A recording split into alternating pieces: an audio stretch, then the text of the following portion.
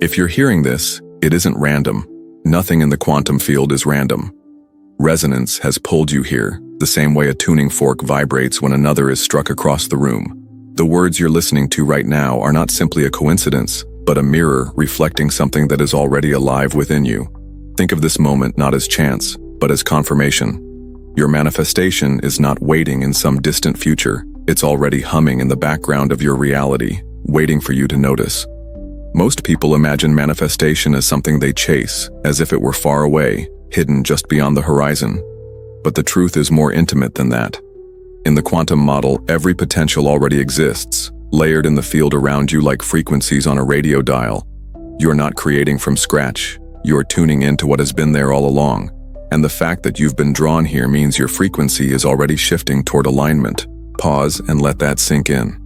How many videos, messages, or sounds pass you by each day unnoticed? Yet this one found its way into your awareness at the exact moment you needed it. That is resonance, the signal that your energy and the timeline of your manifestation are already vibrating close enough to touch. You are standing at the edge of convergence. Maybe you've felt a pull inside you lately, a strange curiosity, a sense of anticipation you can't explain. Maybe small synchronicities have been appearing, repeating numbers, familiar words surfacing in unexpected places, people showing up in your life with uncanny timing. These aren't accidents, they are breadcrumbs. Subtle signals from the field letting you know you are approaching coherence with the reality you've been calling in. The mind will try to downplay this. It will whisper, "You're just imagining things." It will point to what hasn't changed yet, to the evidence that still looks the same, and try to convince you nothing is happening. But the quantum doesn't move on the mind's schedule. It moves in resonance. And resonance always precedes physical form. By the time you begin noticing signs like this, the shift is already underway. Think of yourself as a magnet. For years, you've been broadcasting a certain frequency, and reality has dutifully reflected it back. But something inside you decided it was time for more. You've raised the vibration of your thoughts, your desires, your emotions, even if you don't realize it yet. And now the field is responding. The magnetism is changing. That's why you're here. That's why this signal has reached you. So let this moment be your evidence. Let it be the first undeniable proof that your manifestation is alive, not as a distant dream, but as a frequency that has already found you. Breathe that in. Feel it. Because the truth is simple. If you are listening to this right now, you're not searching anymore. You're aligning, and your manifestation is closer than you think. There are seasons in your life when the noise begins to fade. The conversations that once felt urgent now sound a little hollow. The routines that used to comfort you suddenly feel irrelevant. Even your ambitions, the ones that once fueled you, seem to have lost their spark.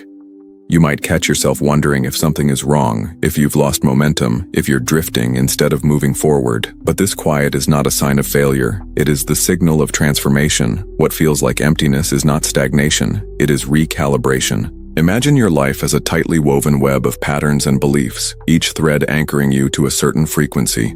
For years, those threads have held you in place, tethering you to a familiar version of reality. But when it's time to shift, when your higher self decides you're ready for more, the threads begin to loosen. Old contracts dissolve, old vibrations lose their grip, and in that loosening, there is space. Space that feels quiet, space that feels hollow, space that feels like nothing at all. Yet that emptiness is the clearing ground where your new reality begins to take shape. The human mind struggles with silence. It has been trained to believe that progress looks like constant activity, constant movement, constant doing, constant noise. So when life slows, the mind panics. It whispers that you're falling behind, that you're wasting time, that you've lost your way. But the truth is that this strange calm is the very stage required for your leap. Just as an archer pulls the bowstring back before release, the tension you feel is not delay, it is preparation. Spiritual traditions call this space the void. Mystics describe it as the fertile darkness, the place where creation is seeded before it blooms into light. In the void, your soul is reorganizing itself to match the frequency of what you've been calling in. On the surface, nothing seems to be happening, but beneath the surface, everything is happening. Energy is being rerouted. Neural pathways are being rewired, vibrations are being adjusted so that when the leap comes, you will be able to hold it. Think of a symphony. Before the first note is played, the lights dim, the audience grows quiet, the musicians lift their instruments. That silence is not wasted time. It is the container that allows the music to arrive with its full power. Or picture the earth in winter. On the surface it looks barren, but underground, seeds are gestating, roots are deepening, life is preparing itself to return in spring. This is where you are now. If life feels quieter, if your old drive has thinned, if you find yourself in the strange stillness between what was and what will be, breathe. Trust it. This is not the end of your momentum. This is the clearing before the arrival, the loosening of the old threads before your leap. The quiet is not empty. It is full of the new reality already forming around you. There comes a moment in every transformation when the old self begins to dissolve, yet the new one has not fully taken form. Mystics call this the void, the fertile darkness, the place where creation is seeded before it blooms into light. It is not an easy space to inhabit. To the mind, it can feel like loss, like emptiness, like standing in a dark room with no sense of where the door might be. But to the soul, this is sacred ground. The void is where possibility gestates. It is the womb of becoming. You may feel stripped of your old tools. The passions and identities that once defined you no longer hold weight. The ambitions you once chased feel strangely irrelevant. It can seem as though everything familiar has fallen away, leaving you suspended in nothingness. Yet this suspension is not punishment, it is preparation. The void is not absence, it is potential in its purest form. In nature, this truth is written everywhere. The seed must rest in the soil before it sprouts. The caterpillar dissolves into formlessness within the cocoon before the butterfly emerges. Night covers the earth before dawn arrives. There is always a period of fertile darkness when the old form gives way so that something greater can be born. And you, right now, are in that same sacred stage. The mind struggles here because it craves clarity, direction, and evidence. It wants to know what comes next, to see the map, to predict the outcome. But the void offers none of that. It demands surrender. It asks you to let go of the old blueprint without yet holding the new one in your hands. That surrender can feel terrifying, but it is also the most powerful act of trust you can embody, because only when the old dissolves fully can the new be written without distortion. The stillness you feel now is not empty. It is alive with quantum information. It is reorganizing your reality in ways your conscious mind cannot yet perceive. Threads of possibility are weaving together, aligning in silence, preparing to collapse into form. Just because you cannot see movement doesn't mean nothing is happening. In fact, the deepest movements always occur in darkness. This is why many spiritual traditions honor the void as sacred. It is the temple between worlds, the silence between notes, the inhale before the exhale.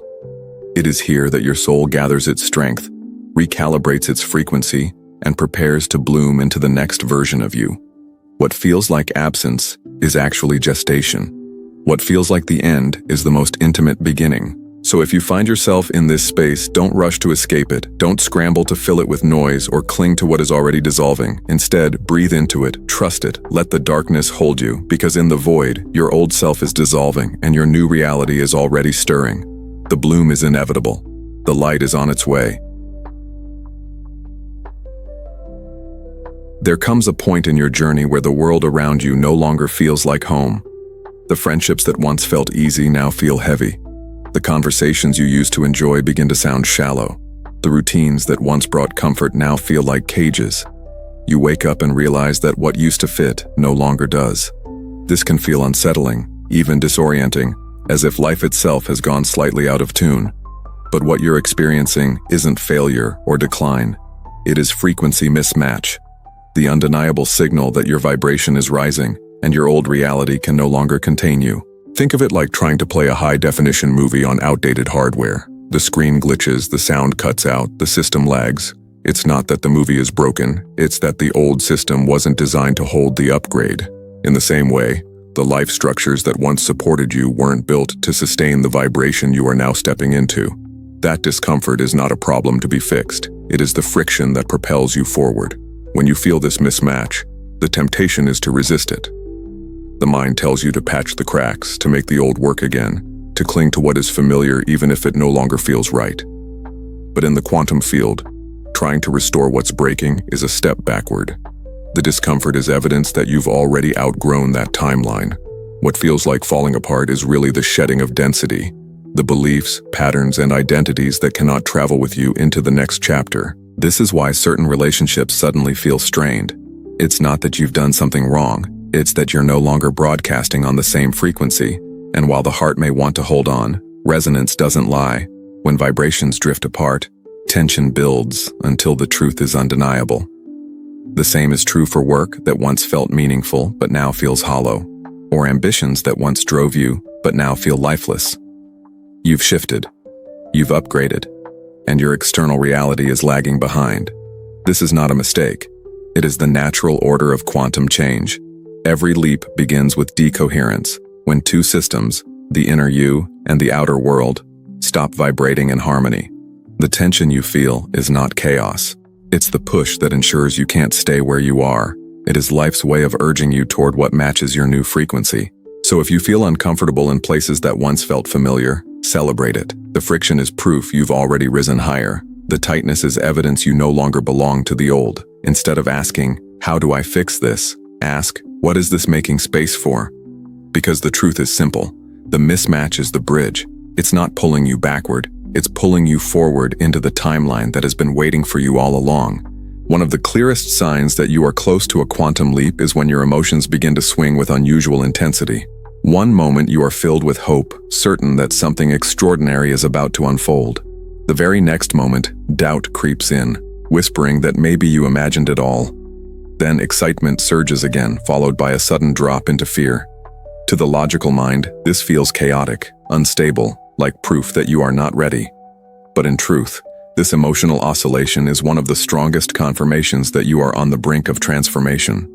What you are experiencing is the flicker of superposition, the state where multiple realities exist at once, and you are standing in between them. In physics, superposition means a particle can hold more than one potential until the moment it collapses into one reality. Spiritually, you are doing the same thing. You are carrying the imprint of the old timeline you've been living, while also vibrating with the signal of the new one you are stepping into.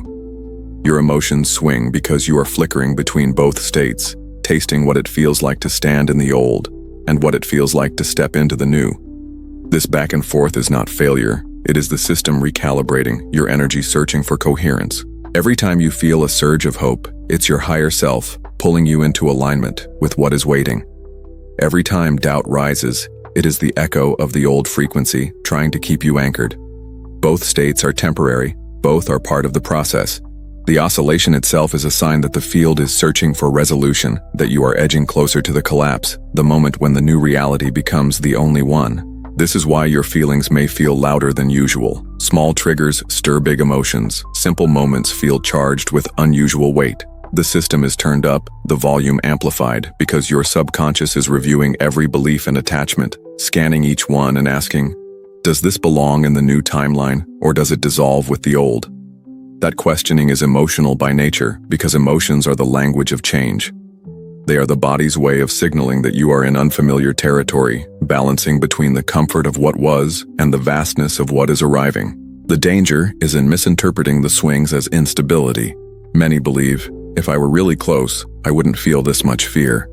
But turbulence doesn't mean the plane isn't flying. It means you are moving through new layers of atmosphere. Your emotions are simply weather systems shifting as you ascend. The faster you learn to ride the currents instead of gripping in panic, the smoother the leap becomes. So if you are feeling amplified right now, let it reassure you. You are not unstable. You are in motion. The oscillation means the field is almost ready to collapse into coherence.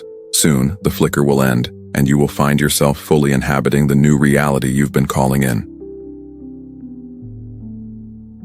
Right before the leap, the field will ask you a question, not with words, but with echoes. Old patterns will resurface, familiar fears will reappear, and situations you thought you'd outgrown will suddenly stand in front of you again. It can feel discouraging, as if you've slipped backwards, as if all the work you've done has unraveled. But this is not regression. This is the final test. It is the field's way of running one last diagnostic, surfacing the fragments of your old self so you can choose consciously whether to carry them forward or let them dissolve for good. Think of it like the last scene in a movie where the hero faces the same challenge that once defeated them. The obstacle is familiar, but this time, the hero is different. They have new tools, new strength, new clarity. The universe works the same way. It presents you with the frequency of who you once were, not to punish you, but to give you the opportunity to prove to yourself that you are no longer that person.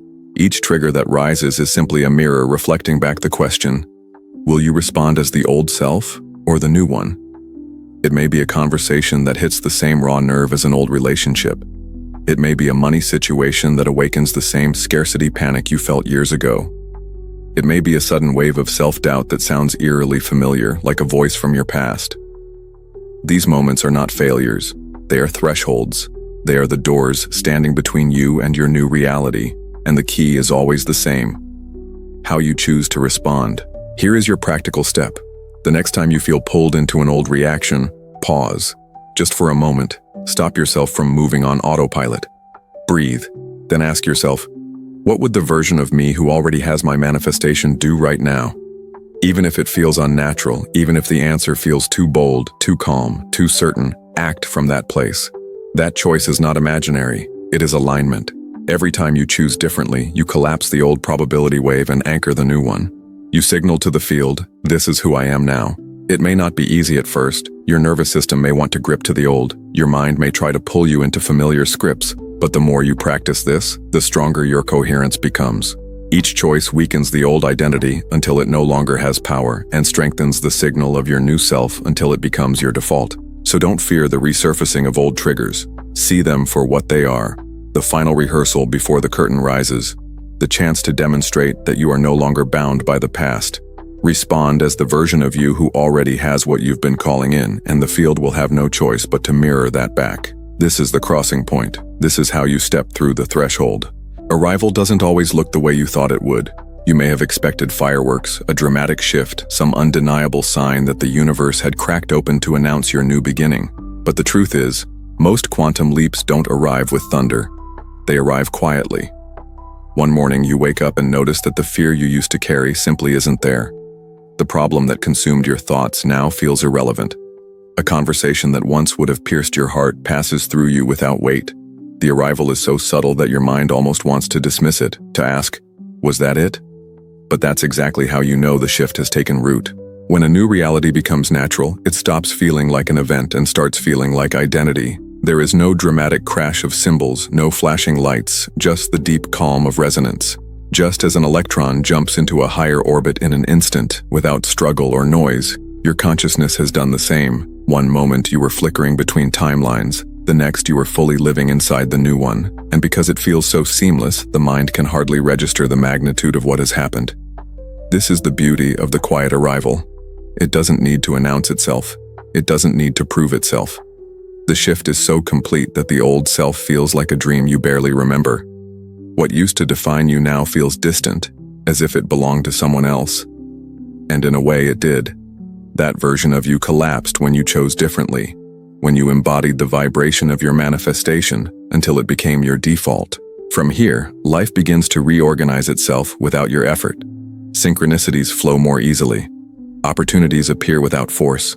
People cross your path at the perfect time. The need to chase, to prove, to push dissolves. Because the frequency itself does the work. You're no longer trying to become, you are being. And being radiates more powerfully than striving ever could. This stage can feel so calm, so natural, that you might be tempted to poke at it, to test it, to ask for more proof. But resist that urge. The quiet is not absence, it is stability. The arrival is not fragile, it is the foundation of your new life. The more you relax into it, the more solid it becomes. The more you embody it, the more it expands. So if you notice that your days feel lighter, that choices feel clearer, that conversations flow with less tension, don't overlook it. Don't wait for the explosion. The leap has already happened. You are standing inside the reality you once longed for, and the reason it feels ordinary is because it now belongs to you. The quiet arrival is not small. It is the deepest confirmation that your manifestation is complete. It has become who you are. Embodiment is the moment when the question shifts. You stop asking, did it work? Because the answer is already woven into your being. The leap has happened, the signal is clear.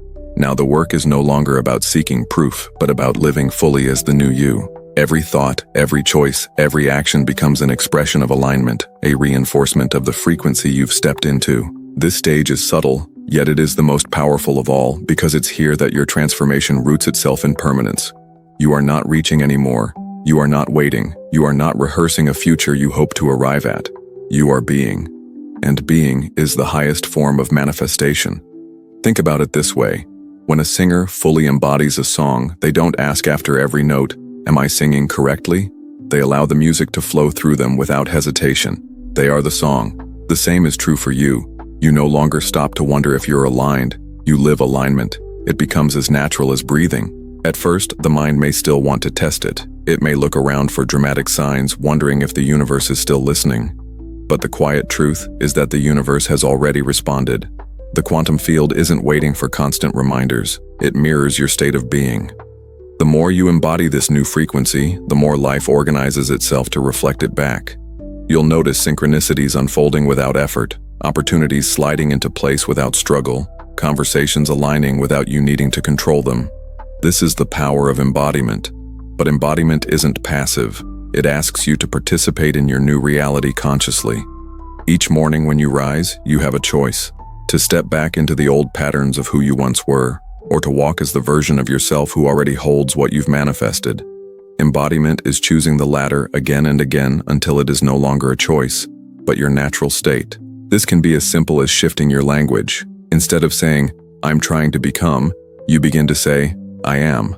Instead of acting from scarcity, you move from trust. Instead of questioning your worth, you live as if your worth is unquestionable. These are not small choices, they are frequency anchors. Each one strengthens the signal of your new self until the old identity no longer has a hold on you. Embodiment is also about releasing the need for external validation. You don't require proof because you are the proof.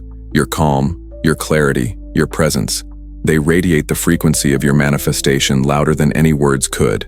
And as you move through life with this resonance, the field has no choice but to echo it back. So step into each day with the quiet certainty that you are already living your new timeline. Let every action, every word, every breath reinforce that truth.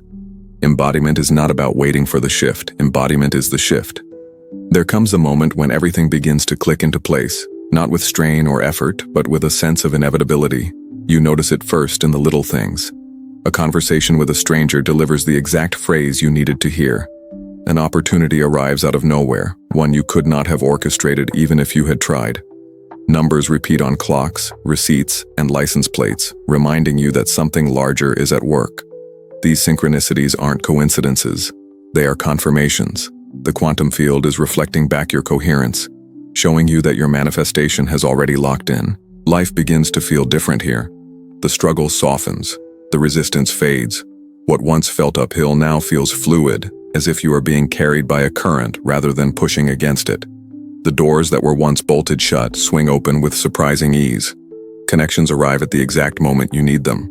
Resources appear when you call on them. Instead of wondering if it will happen, you start to wonder how you ever doubted it. This is confirmation. The confirmation doesn't always arrive with fireworks or loud announcements. Sometimes it is quiet. You simply notice that things flow, that the pieces fall into place, that the path is clear. You no longer have to convince yourself. The reality you wanted is here, woven into your daily life. It feels natural, like slipping into clothes that fit perfectly after years of wearing ones that were too tight. And because it feels so natural, the mind almost wants to downplay it. But don't mistake the calm for smallness. The very fact that your manifestation feels ordinary is proof that you have become the person who lives inside it. When synchronicities multiply, when alignment feels effortless, you know you've crossed the threshold. You're no longer chasing, you're inhabiting, and inhabiting carries a power that chasing never could. You are no longer magnetizing from lack, but radiating from fullness. That radiance is what keeps pulling more evidence, more opportunities, more confirmation into your life. In this stage, gratitude becomes second nature. You find yourself whispering thank you not because you're trying to force positivity, but because life itself feels like a series of gifts handed to you in perfect timing. Gratitude is no longer a practice, it is a state of being, and in that state, expansion becomes inevitable. So let the signs remind you, not that something is coming, but that it has already arrived. Let the synchronicities reassure you that you are not waiting outside your manifestation, you are already standing inside it. The field has shifted, the leap is complete, and what once felt like a dream is now the air you breathe. This is confirmation. This is inevitability. This is the moment when you realize your manifestation isn't ahead of you anymore. It's here, woven into your every step, and all you have to do now is keep walking.